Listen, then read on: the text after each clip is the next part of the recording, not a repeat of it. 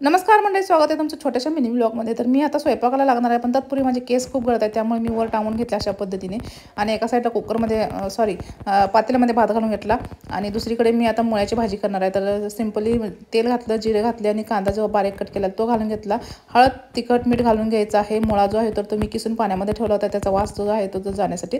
आणि पिळून घ्यायचं स्वच्छ आणि अशा पद्धतीने मुळा करायचा. कोथिंबीर असते तर तुम्ही नक्की कोथिंबीर घाला, छान लागते. तर इथे बघा मुलांनी पिठावर कशा रेगोट वड्यात चपाती बघा मी अशा पद्धतीने मोठ्या मोठ्या बनवते आणि घडीच्याच बनवते.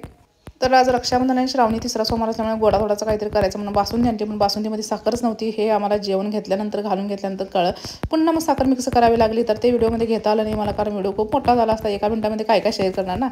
तर चपात्या बनवून घेतल्या. एवढ्या चपात्या बनवूपर्यंत बघा माझ्या पूर्ण चेहरा घामाने भिजला. शेवटी माझ्यासाठी 2 फुलके बनवले आणि हा होता आजचा जेवणाचा मेनू. याच्यानंतर मी माझे सकाळचे कपडे वगैरे शिवलेले दाखवले. तर व्हिडिओ आवडले असेल तर नक्की सबस्क्राईब करा आणि लाईक करायला मात्र विसरू नका.